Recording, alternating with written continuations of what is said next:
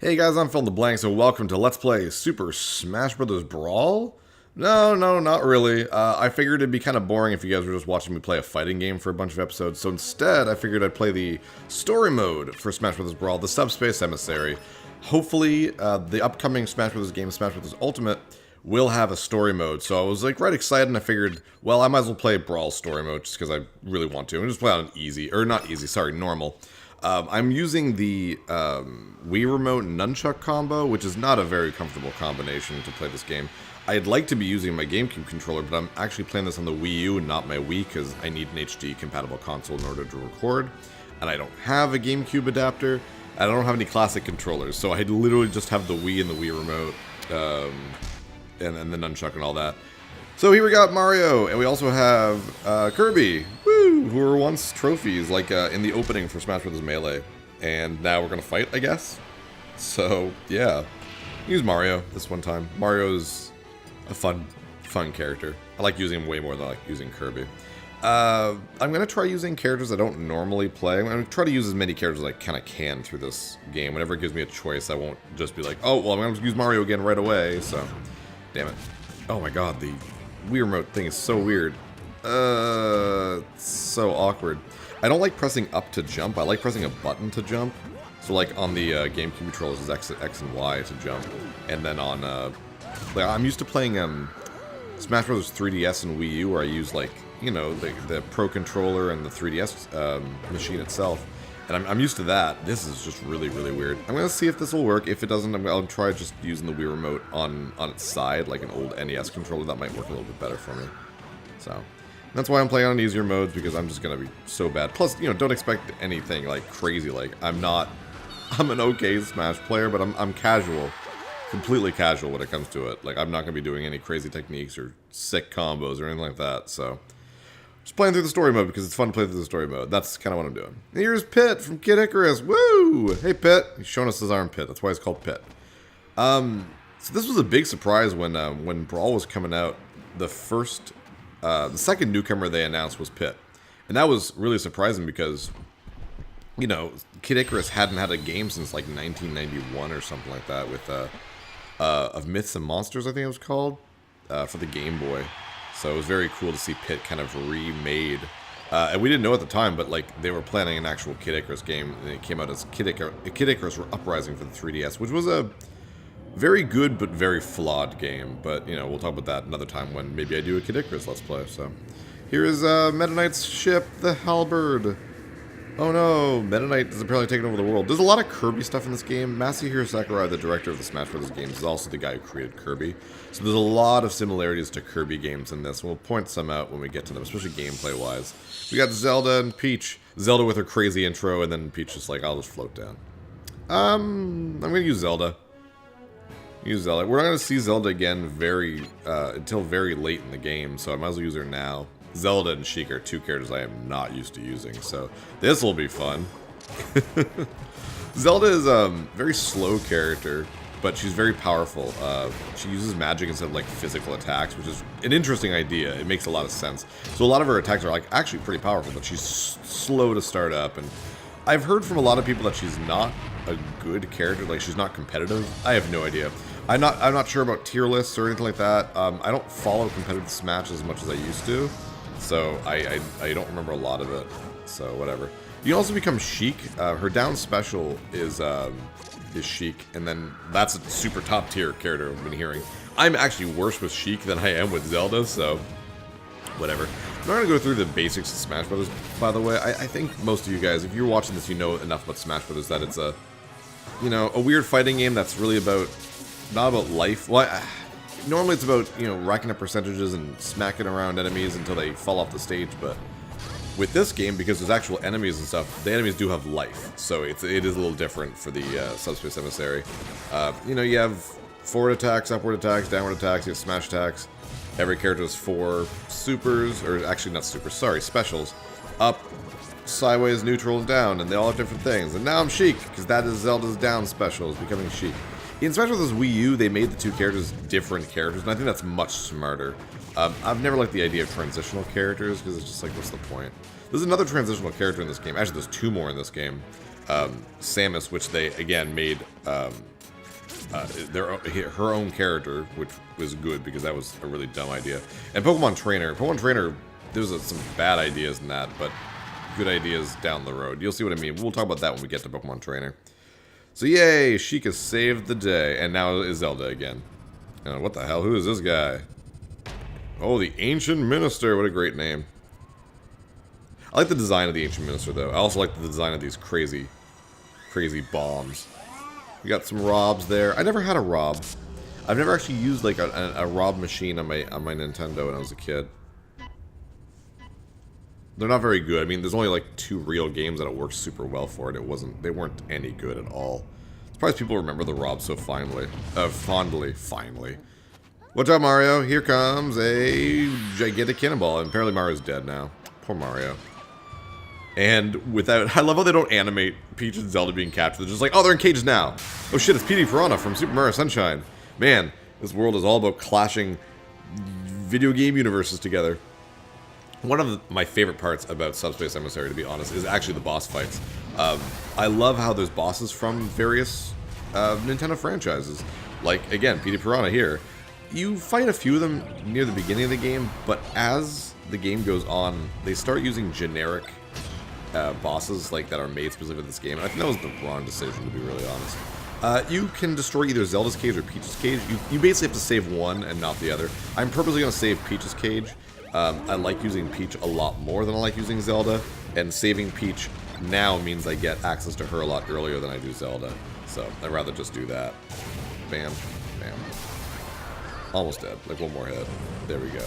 Oh, weird. I didn't realize that hitting him in the head would count towards damage towards the cages. Whee! I have a habit of, by the way, when I win the fight to just jump off the ledge on purpose. I don't know. Oh god, Piranha just straight up exploded. Yay, Peach is okay. What happened to Zelda, though?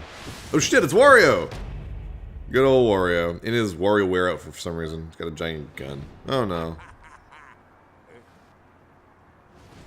Oh, poor Zelda. I do like the idea that, like, you do save one, and the other one just kind of gets out by themselves, I guess. And is, I guess, weakened. Because you easily could have gotten out of this if you used your teleport, but whatever.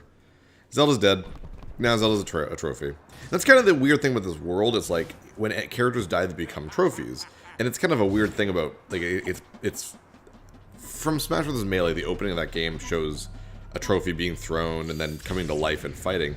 So I guess this kind of goes with that. The Wii U and 3DS games didn't really do much with the trophy thing. There's still collectible trophies in the game, because that's just the collectible in the game.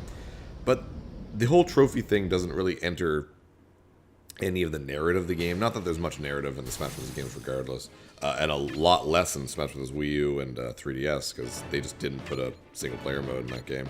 Well, they did, but it was terrible. Friggin' Smash Tour or whatever. Save right here, I guess. So I've beaten this game on normal, I've beaten it on hard, and I've gotten like halfway through on very hard. So I know this won't be a problem for me getting through this, but I'm just worried about this control scheme. It's really brutal. So hey Pitt, how you doing? You know, I guess we just watching the fight. It's like me watching Evo every year. Watching the big fight in team tournaments. Ah, this Palutena. Oh, Palutena. She wouldn't be playable until the next game, but it's nice to see her amazing design in this game. Weirdly enough, her actual design from the original Kid Icarus is actually surprisingly close to that. The green hair and the way the dress looks and stuff like that. Like, they added, like, extras and stuff. But Pitt got a major redesign compared to Palutena, who just got this, you know, sort of redesign, but nothing crazy. It's kind of weird how kind of designed she was way back in, like, 1987. Down Pitt goes. Woo! So, I guess Pitt's mission, I don't know, he saw the arena explode. And it's like, what is he planning to do? It's already gone. I mean, I know that right now, he's looking for Mario's trophy, because Mario basically died in that. When he got smacked aside, he basically died. It's kind of unclear, I don't really know. I think, like, so Mario got, like, smacked away and turned into a trophy, that's fine. If they got caught in that, like, weird bomb thing, that, by the way, killed, like, thousands of that in that arena. So I feel bad for all of them. Are they, like, dead, or are they also turned to trophies? It's not really clear, because it just kind of destroys everything, so I like to think they need to stay out of that. I feel like that would actually destroy them. Or at least teleport them or warp them somewhere. So we got Pit here. Pit's a great beginner character for Smash. He's got multiple jumps, and his up special, wow, what's wrong with me? His up special is straight up flight. That was changed in Smash Bros. Wii U and Brawl, where it's just like a quick upward boost. But in this, it's like straight up, you can fly for like 5 or 6 seconds. It's really, really OP. Oh no, look out for the gunshot. Oh, it's actually doing something. Oh crap. Releasing spores. It's okay, Pit, you can take care of this. I do like how his bow and arrow thing, it's like very classic, you know, Kid Icarus bow and arrow, but it's also like a pair of swords. I don't know. Oh, I think that's where they show it. Yeah, there we go. Shing, I love that. That's cool. Like, Pit's redesign is really interesting. I really do enjoy it. And it led to some really cool ideas in the Kid Icarus Uprising game. But it is a flawed game. It has like really bad controls. It's also very hard to tell what's happening, because it has a very similar style to Smash Brothers, so it's very like awkward, I guess. There's a lot of just special effects and just crazy like, so it's very hard to see what's happening a lot of times, at least I find. But the game is super, super well done, and it's absolutely worth playing if you can get past the controls. I kind of wish they'd re-release it or remake it for like the Switch or something with classic, just straight up regular controls. But whatever, not a big deal. It's also weird how frig, okay. Wow, that was filled with stupid. I did not think that thing was gonna be invincible and just do that. That was really funny. Sorry about that. Pit's a little weird. His walk is like a weird little, it's like a trot. Like his run's normal, but oh shit, hello. Greep? Oh, he's like a Great Reaper or something. Shit. Oh my god. It's so weird. That first attack did a lot of damage to him. Now I'm doing very little damage. Damage is really weird in this game, by the way it works. Like I'm doing next to no damage here. Like my forward, my forward special. See, like how did my neutral special do crazy amounts of damage there, but before it wasn't doing a lot, and then my forward special, his like twirly blade thing was like doing next to nothing. It's really odd. Damage output in this game is really like iffy. I don't really understand it.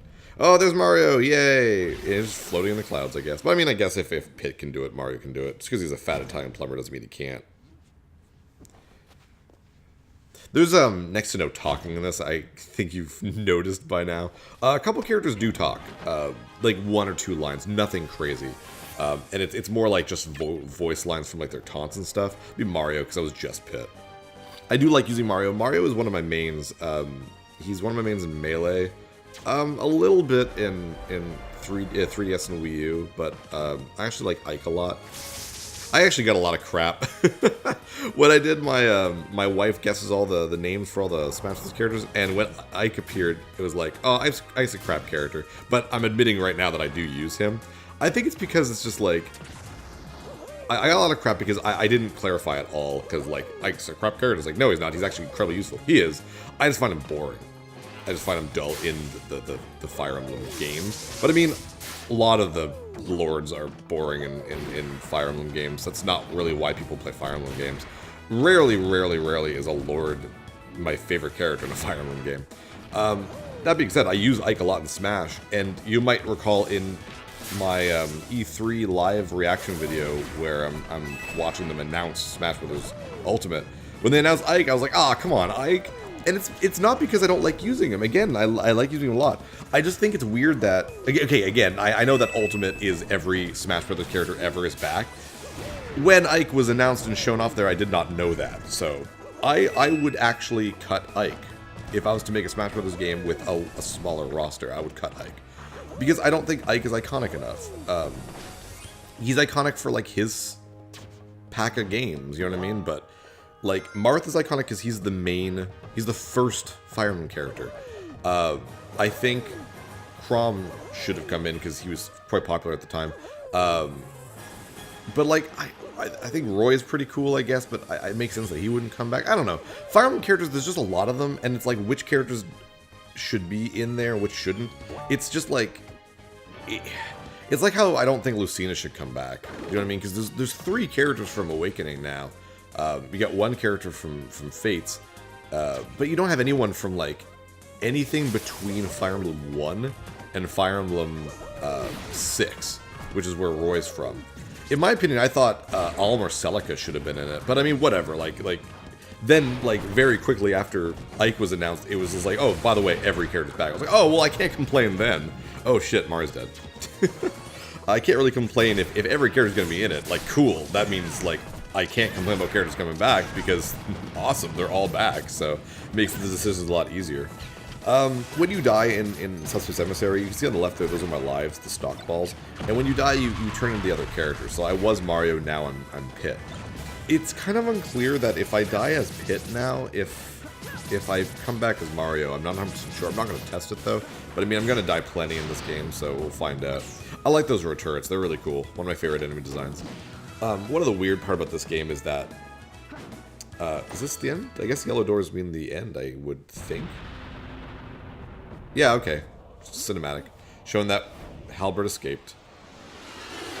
But, oh, geez. Oh, cool, it's Fox! Or at least, it could be Falco, I guess. Guy from Star Fox. An R-Wing from Star Fox, I guess. Those are the sea clouds. We probably don't have enough time to beat the next level, but we might as well start up the next level. So when you can see there's a crown on the level, it means you've won 100% of the level. If there's a flag, it just means you've beaten the level, but you've missed a bunch of things. Also, get ready for the narrative to jump around a lot. There's like 6 main stories in this game, and now we're doing Peach and Kirby. Oh, geez, they look so derpy there. Peach's eyes, I don't know, there's something about them in this game that look really weird. Also, I hate this area, because it's like, they made this whole Halbert area, and they make you pick a character, but there's nothing to do.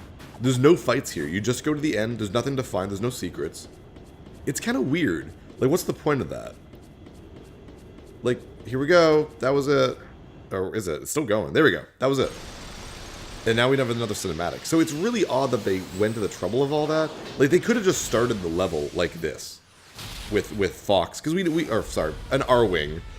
We know an R-Wing was going to be attacking anyways. And then it just knocks them off here. And then you start the rest of the level. So why not just start with Peach and Kirby just flying to the ground? I just find that really weird. Or the clouds, I guess. Be Peach again. Because I didn't get chance to actually be Peach. Peach is really cool. I enjoy using her. I'm not good with her, but I really like her a lot. She can be pretty powerful, and she's very versatile. She has some of the best recovery in the game. The fact that she can float like she could in Mario 2. I love the nods to Mario 2 with her. She can pick up vegetables, things like that. Ooh, a trophy stand. So you can use trophy stands to attack enemies, and if the enemy is weak enough, you can actually turn them into trophies, which is how you kind of get trophies of enemies in this game. Shit, I dropped it. It's similar to Pokemon in that sense. It's really the only Pokemon... I lost it. I missed that throw completely. It's really the only Pokemon-style mechanic in this game, other than the Pokemon Trainer, of course. But I like the idea that that's how you get trophies for enemies. In Wii U and Brawl... Or sorry, Wii U and 3DS. In 3DS especially, you can fight a lot of enemies. These enemies and enemies from the actual respective franchises. But you just get the trophies just by, like, getting them randomly. Like, it would have been cool if there was a thing you could do, like a trophy stand, or you had to fight, or you had to defeat, like, a certain amount of each one in order to get their trophies. I don't know, I find it really boring when it's just, you randomly got it, good for you, it's all random. I don't know, I find that boring. So, these, I guess they're exclamation marks. I think they're just supposed to be shiny balls, but they kind of look like stubby exclamation marks. They hold random items. It's completely random. I believe some have a specific set thing, like maybe that was always supposed to have a heart container from Zelda, but sometimes it'll give you like a superstar or a home run bat or something. The golden boxes, I have no idea if they're also random, but they always give you a trophy or stickers or something like that. And those are what's needed. Those and certain doors are required to go through and collect in order to get 100% in the stage. It's kind of weird. It doesn't really tell you that. I had to look that up a long time ago when this game first came out. But that's what the percentage is. Ooh, a home run bat. Nice. Thank you. I love Peach with a bat. It's funny to me. Damn you. One of my big complaints, though, I think I was starting to mention that, and I got trailed off and went on a random thing because this is the way I am. Actually, you know what? There's a door right there. We're going to go through that door. We're going to call it an episode. So there might be a cinematic, it might be just the next part of the level. Either way, I am Fill in the Blanks, and I'll see you guys next time for more Subspace Emissary.